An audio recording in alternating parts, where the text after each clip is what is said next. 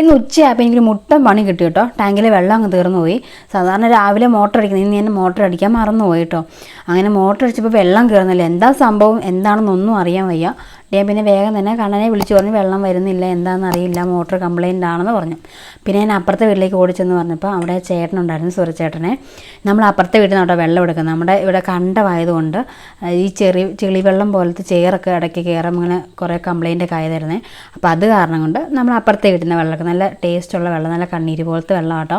അങ്ങനെ അപ്പുറത്തെ വീട്ടിൽ നമ്മൾ എടുക്കുന്നത്. പിന്നെ കണ്ണം വരുന്നതിന് മുന്നും തന്നെ ആ ചേട്ടൻ എനിക്ക് അതൊക്കെ ശരിയാക്കി. പിന്നെ ഞാൻ ടാങ്കിൽ വെള്ളമൊക്കെ അടിച്ച് അത് കഴിഞ്ഞപ്പോൾ എനിക്കൊന്ന് സമാധാനമായത് കേട്ടോ.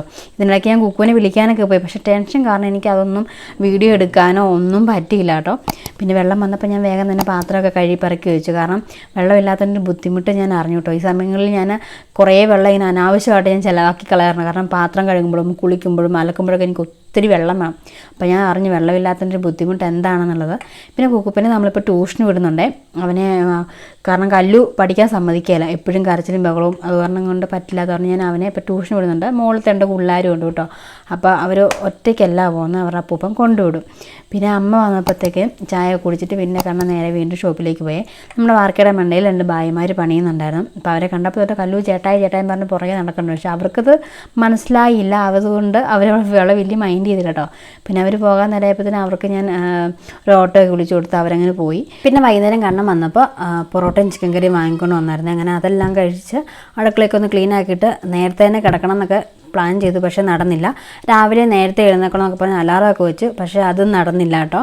താമസം എണീറ്റ്. അതുകൊണ്ട് രാവിലെ എണീക്കുമ്പോൾ പുട്ടും പയറൊക്കെ ഉണ്ടാക്കാമെന്ന് കരുതി പുട്ടും പയറൊക്കെ എടുത്ത് വെള്ളത്തിൽ ഇട്ടിട്ടാണ് ഞാൻ കിടക്കുന്നത്. പിന്നെ അടുക്കളയൊക്കെ എനിക്കിങ്ങനെ അടുക്കളയിൽ സ്ലാബ് എപ്പോഴും നല്ല ഇങ്ങനെ നീറ്റായിട്ടിരിക്കണം, വെള്ളം ഒന്നും കാണാനേ പാടില്ല കേട്ടോ. എന്താണെന്നറിയില്ല, ഭയങ്കര അസ്വസ്ഥത കാണുമ്പോൾ. പിന്നെ രാവിലെ എഴുന്നേറ്റ് വന്ന് ഇച്ചിരി താമസിച്ചു എഴുന്നേറ്റപ്പം പിന്നെ അമ്മ വന്ന് തേങ്ങയൊക്കെ ചിരങ്ങി തന്നു കേട്ടോ. പിന്നെ ഇന്ന് പുട്ടും പയറും ഉണ്ടാക്കുന്നതുകൊണ്ട് തന്നെ ഞാൻ മറ്റേ ഇഡ്ഡലി തട്ടിൻ്റെ ആ തട്ടില്ല അതിലോട്ടോ ഉണ്ടാക്കുന്നത്. കാരണം ഇന്ന് ഓരോ കുറ്റം ഉണ്ടാക്കിക്കൊണ്ട് നിൽക്കാനുള്ള സമയമില്ല. പിന്നെ എല്ലാവരും പുട്ട് പൊടിച്ചാണല്ലോ കഴിക്കണേ എന്നുള്ള തത്വമൊക്കെ പറഞ്ഞ് ഞാൻ അവരെ കൊണ്ട് ഇങ്ങനെ പുട്ടുണ്ടാക്കി കൊടുക്കാറുണ്ട്, ഇങ്ങനെ താമസിച്ചു പോകുന്ന ദിവസങ്ങളിൽ കേട്ടോ. പിന്നെ ഒരടുപ്പിൽ ചോറ് തിളപ്പിക്കാൻ വെച്ചൊരടുപ്പിൽ ചായയും വെച്ചിട്ടുണ്ടായിരുന്നു. പിന്നെ മീൻകറിയൊക്കെ ഇന്നലെ തന്നെ വെച്ചിട്ടുള്ളതുകൊണ്ട് വലിയ പാടില്ലായിരുന്നു കേട്ടോ.